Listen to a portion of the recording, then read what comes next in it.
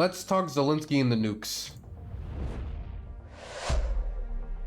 So Zelensky was talking about, to I believe the European Council, his conversation he had with Donald Trump when presenting the victory plan.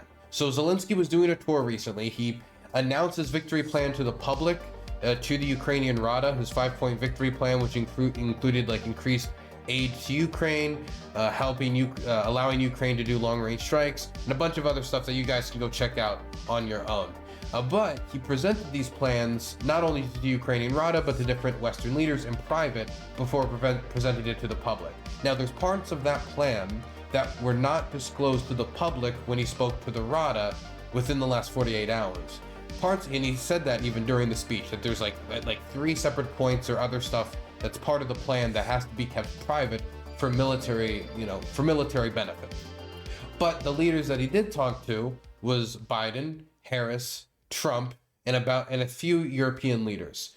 And Zelensky is giving more disclosure on what exactly he said in this conversation with Trump. And I wanted to read you this quote that Zelensky said. There are 2 choices. This is him speaking to Donald Trump, him retelling the event. There are 2 choices. Or Ukraine will have nuclear weapons, or should have some kind of alliance. And apart from NATO, we do not know any functioning alliances today. We want to choose NATO, not nuclear weapons. He added that the Budapest Memorandum failed, and Ukraine is the only one affected by it. If Russia violated this document, although it is and was the guarantor of this memorandum, then how can we believe in this document? And how can we trust all the partners who guaranteed the preservation of our territorial integrity and sovereignty?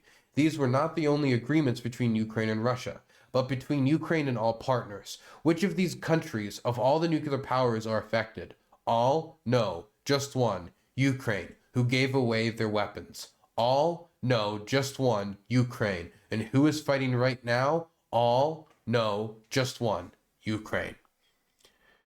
Man, that is a statement. Now, this caused a little bit of, this caused a few waves in the media sphere. And one reaction I saw was from the German media with Bild, a German news outlet, claiming that not only is this what, Zelensky just said publicly, but Ukraine is currently developing weapons of mass destruction. That Ukraine is already in development of atomic weapons, whether it be some sort of dirty bomb or some sort of device, so it can now rebuild its atomic arsenal and use it as a deterrent against future Russian invasions. Now, the Ukrainian Foreign Ministry, in reaction to this German report, has come out and said that it's completely nonsense, that it's not true, that it's just false. We officially refute the insinuations of unnamed sources and Bild publication regarding Ukraine's alleged plans to develop weapons of mass destruction. So the Ukrainians are denying that, and honestly, one report from one German news outlet that, it doesn't have a perfect record, and I don't know of any really. Point is, one report from one German news outlet is not enough to confirm that a Ukrainian nuclear program is restarting. But what we're talking about right now is not the first time we've had this this isn't the first time we've had this conversation on this channel. We were talking about this like 2 years ago. I don't know if anybody in chat remembers this, but 2 years ago, or maybe a year and a half ago, I don't know how long ago, I was talking about the different scenarios for this war. And one scenario I talked about is if Ukraine is burnt by the West, but is unable to, of course, go back to Russia after everything Russia's done, it's going to be in a very difficult position. Its leaders could get extremely cynical, and they could try to look for a way to preserve their sovereignty outside of Western security guarantees, which they would see as fickle and undetermined after the Budapest Memorandum, after Ukraine was told that it would become a NATO ally, but is yet to be formally invited. And if they continue to not be formally invited due to Hungarian or Turkish or otherwise, maybe Slovak objections, then, they could become more cynical if they don't get that support. Then what would stop Ukraine from in a position where the Russians are still saying that Ukraine must exist as an extension of Russia, where Western support is dying down, but the Russians are continuing to push? What could stop the Ukrainians from making the decision to pursue atomic weapons under the logic of, well, we agreed in this treaty not to have these weapons in return for respecting territorial sovereignty. Our territorial sovereignty has now not been respected for 10 years, for a decade. What do we do now? Let's go get the thing that we gave up in order to get respect for our territorial sovereignty. Now, some people question if it would be possible for Ukraine to do this. I don't think that's the question. I think the question would be whether it'd be cost effective for the Ukrainians to do this. See, the Ukrainians, I believe, have the ability to do this. Now, this German outlet was saying something like they're only 5 weeks away from an atomic bomb, which, I mean, that would be crazy. So that's part of the reason why I don't believe the report. When I read that, I rolled my eyes. I just don't believe it. But if the North Koreans can acquire these weapons, and they were acquiring them like a decade ago, and that was under sanction, that was under pressure from basically most of the international community, that was with very little capital inflow, with not really any technology sharing. And when we talk about Ukraine in comparison, Ukraine has a lot of former Soviet scientists. Ukraine used to be a center for science, research, and development during the Soviet period. You don't think any scientist still exists of that knowledge, or could maybe try to get some of their buddies or try to look internationally from some of the old ties that they had to try to restart some program if Ukraine really concentrated on it? Definitely if they were convinced that this was an issue of national survival. I mean, I don't know. The question would be whether or not the cost that would take, because it would be an expensive program, even though the North Koreans did it on a budget, maybe the Ukrainians could find a way to do it cheaper. The question would be, is it cost effective? The money that could be spent on trying to restart this atomic program that'll take years and years and years to develop, versus taking those, spending it on interceptors, spending it on or using it to invest into drone production that we know can be immediately used on the front line.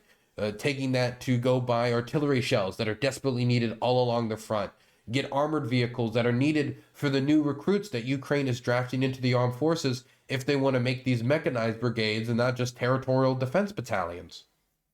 Point is, it might not be cost effective, but it certainly is possible. I don't think that Ukraine is not intelligent enough, or they don't have the scientists to try something like this. And so when Zelensky makes this threat, while I still think this is a very unlikely possibility, it would take a lot of investment, it would take a lot of time. From their perspective, they could justify it from the violation of the treaty which allowed them to give up the nukes. And it is something that other countries with nuclear weapons have used to guarantee their safety. In fact, it was Russia's nuclear weapons that have held back the West from sending MiGs during the start of the war, from sending the tanks sooner, from allowing the long-range strikes whatsoever. And even if they are allowed, it will be after 90% of the jets that could have been struck have been dragged out from range. It was what caused, presumably, because we don't know the full picture, Western leaders to talk or discourage the Ukrainians from striking Russian oil refineries or striking the Russian oil export terminals, which if those were struck, that could really mess up the Russian and international oil markets and export, energy markets. Every time, this red line question has come up, it's because of that arsenal. And so the Ukrainians on a day-to-day basis are interacting with how that nuclear arsenal is being used to limit the assistance that they're getting or the permissions that they have to engage the Russians. So from, a justification from their international negotiations and what they gave up and what they deserve, they could justify it there. They could justify it from their day-to-day interactions and how they see the Russians and their possession of these weapons is protecting them. Maybe it could provide that same protection for them as well. If they're not going to get Article 5 protections, and the Ukrainian leadership is determined to make sure that another war, once this one ceases and the guns stop firing, doesn't happen again, and they can't get Article 5 protection, then they have to find something, and they can't just rely on Russia's good word, can they? Not after everything that's happened. Again, I don't think this is the likely scenario, but I talked about it 2 years ago, and I wasn't the only one, but I was definitely, I treated it with more seriousness than others did. This is to me, the Ukrainians almost like not calling the West bluff, but almost like challenging them in some way. Like, look, we are in an extremely difficult position. We need the aid. We need a pathway to victory. If we're not given NATO, then we might go atomic.